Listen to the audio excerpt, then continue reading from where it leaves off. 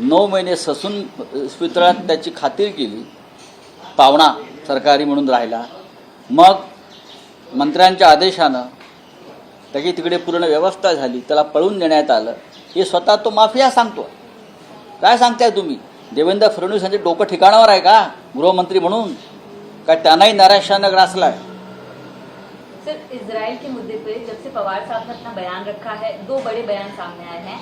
फडणवीस ने कहा है कि शरद पवार मुस्लिम राजनीति, जो तुष्टिकरण की राजनीति कर रहे हैं, मुस्लिम वोट के लिए ऐसे बयान दे रहे हैं. बात ऐसी है कि हेमंत बिस्वा ने कहा है कि शरद पवार क्या बहुत जल्द सुप्रिया सुले को हमास भेजने की तैयारी कर रहे हैं. तो ये 2 बड़े रिएक्शन उनके बयान के बाद. बात ऐसी है, विश्व में क्या चल रहा है उनसे ये लोग वाकिफ नहीं है. ये जो है तुम्हारे असम के मुख्यमंत्री, ये तो एक ज़माना में कांग्रेस के सिपाही सलाहकार रहे हैं बड़े. देवेंद्र जी, भाई देवेंद्र जी, किसको हमास में भेजना है और किसको अलकायदा में भेजना आप तय नहीं करेंगे. पहले देश को बचाइए. बात ऐसी है कि अटल बिहारी वाजपेयी की भूमिका उस बारे में क्या थी, ये पहले समझ लीजिए. विश्व के नेता, विश्व गुरु नरेंद्र मोदी जी को आपने बनाया है, लेकिन इंदिरा गांधी से पंडित नेहरू से लेकर अटल बिहारी वाजपेयी तक इजराइल और पैलेस्टाइन के संघर्ष में एक भूमिका हमारी देश की रही है. वो एक बार समझ लीजिए. सरकारें बदली फिर भी भूमिका नहीं बदली. आप इजराइल के साथ इसलिए है कि आपको ईवीएम मशीन टेम्पर करने का टेक्नोलॉजी आपको इजराइल से मिला है.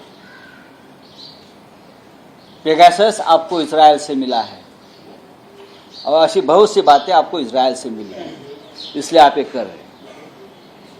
हम इजराइल के खिलाफ नहीं है, न पैलेस्टाइन की साइड ले रहे, लेकिन पैलेस्टाइन के बारे में, यासर अराफत के बारे में, नेहरू जी से लेकर, इंदिरा जी से लेकर अटल बिहारी वाजपेयी तक एक भूमिका है. उस भूमिका का और इतिहास का अध्ययन देवेंद्र भाई ने करना चाहिए.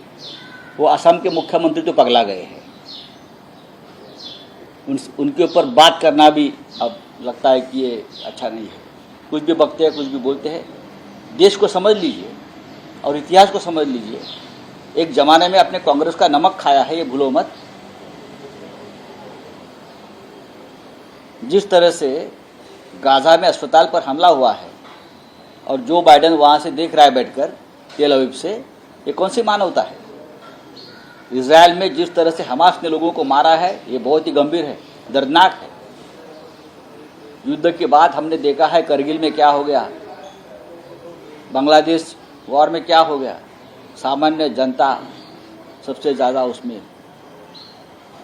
दर्द झेलना पड़ता है, और हमास और इजराइल के युद्ध में भी सामान्य जनता ही मर रही है. नेता जो है बंकर में आराम से बैठे 5 स्टार.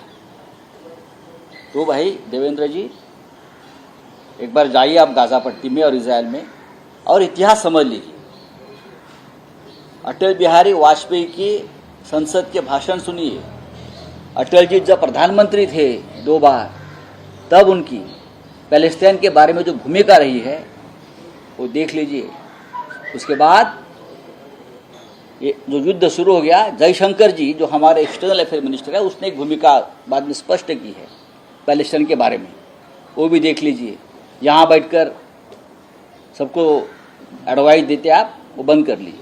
सर, ओवैसी 23 अक्टूबर को एक जो पैलेस्टाइन और गाजा में के खिलाफ प्रोटेस्ट ऑर्गेनाइज कर रहे तमाम पॉलिटिकल पार्टीज के लीडर्स को बुलाया है. मुझे मालूम. तो सर उसमें शामिल हो गए. भाजपच्या मेळाव्यामध्ये पंतप्रधान कोण असं प्रश्न विचारला तर राहुल गांधींचं नाव कार्यकर्त्यांकडून घेण्यात आलेलं आहे. ठीक आहे, 2024ला पाहू ना. चलिए, थँक्यू. सर, हमास टेंबी नाक्यावर ज्यावेळेला गेला होता काल देवीच्या दर्शनासाठी, पोटदुखी, भीती आणि पोटदुखी आणि जळफळाट. देवाच्या दारात तुम्ही असे कृत्य करता, हिंदुत्ववादी समजता.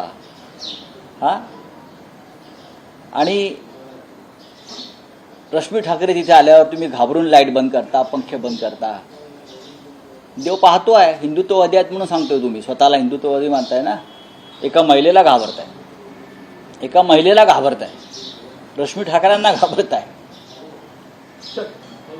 फडणवीस कह रहे हैं कि महायुति हमारी जो सरकार है महायुति इसमें कोई भी मतभेद नहीं है, कोई झगड़ा नहीं है सीट शेयरिंग को लेकर। जहाँ पता चलेगा, जल्दी ही पता चलेगा, जल्दी ही पता चलेगा। ये जो क्या अजित पवार का एक गुट है, शिंदे, बीजेपी, हाँ क्या होता है चुनाव में आपको पता चलेगा।